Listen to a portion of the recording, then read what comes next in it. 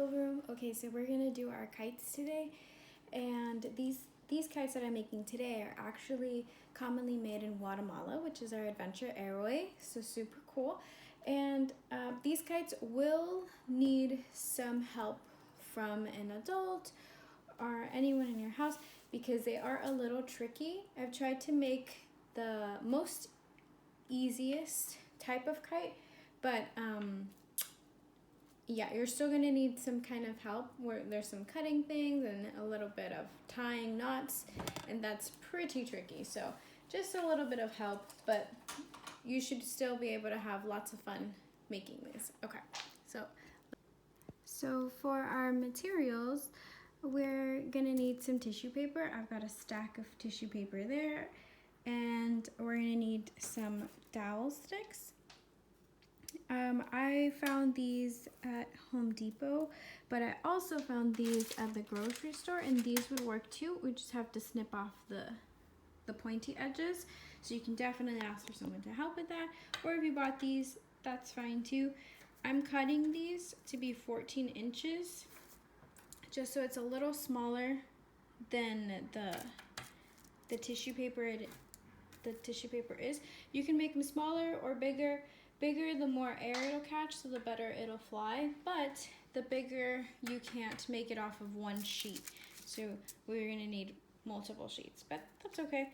So I'm just gonna do this one. I'm gonna finish cutting these, but you're gonna need some scissors, a pen, ruler, some yarn or thread, an recycled toilet paper roll, and some glue. And then I wanted to show my friends, this is typically how the kite looks. This is one type of kite, which looks pretty complicated, and it takes a while to do, but I used to make these all the time as a kid, and I definitely am going to share some pictures and show parents this version in case you have time this weekend or you want a long project to do for a couple of days. This is super fun. It's just a lot of sticks, some yarn or thread, and then you cover every piece in tissue paper and you add pieces to hold it and it flies. It's pretty fun. But going back to the one we're gonna make, this is our supplies. So you can take this time to get all your supplies ready. If you don't have your sticks cut, you can cut them. 14 inches is perfect for a sheet of big tissue paper. If not, you can make it smaller, you can make it bigger, however you like. So you can pause the video here and get your supplies ready with whoever's gonna help you today. Okay, so I just finished cutting 3 sticks the same size, so that's what you need is 3. As long as they're the same size, it's fine. So once you have the 3, we're going to make something of a star, kind of.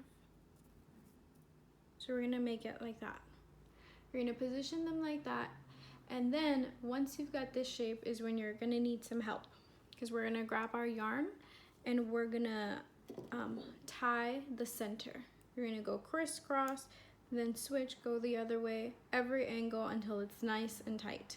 So you can pause the video here and have somebody help you. You're gonna grab your yarn, and you can use as much yarn as you need just to make sure that it's nice and tight.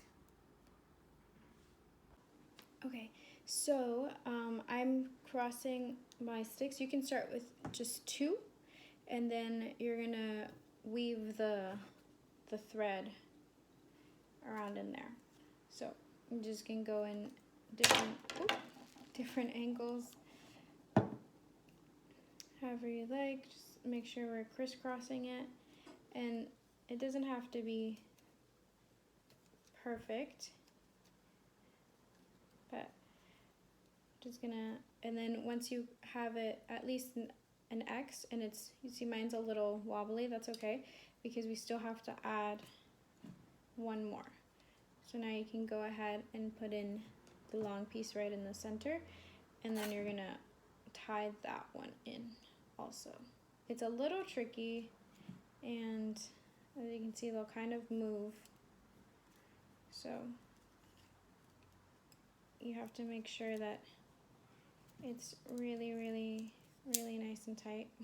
Mine just completely closed. That's okay. You just move them around. I'm unraveling some more string.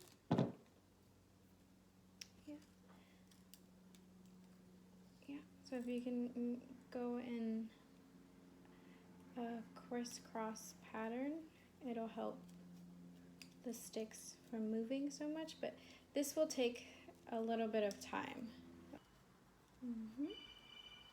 So here we go. Mine's getting there. So as you can see, and this is how it'll kind of look sideways. And just spin it around.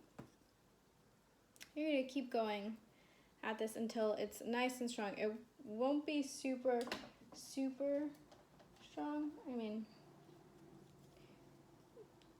just as tight as you can get it to be, and as stable as you want, because we're still gonna add string around that's gonna help it stay, but you don't want it to be too wobbly.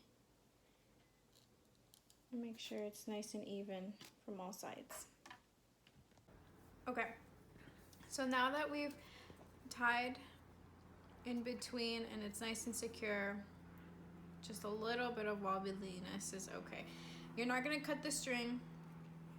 You're gonna wrap it around one of the dowels, and then once you get to the top,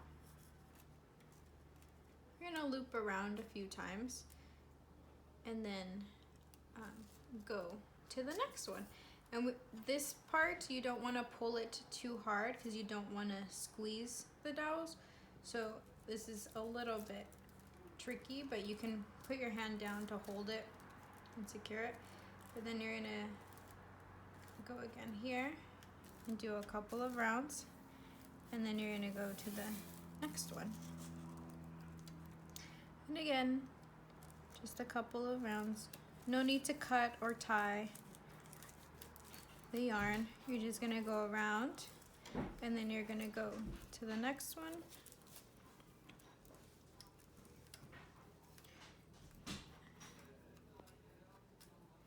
Roll it around a few times. Oh, I've got a knot in my yarn or thread. It's okay. So then you're gonna move on to the next one. You're gonna do this until you go all the way around.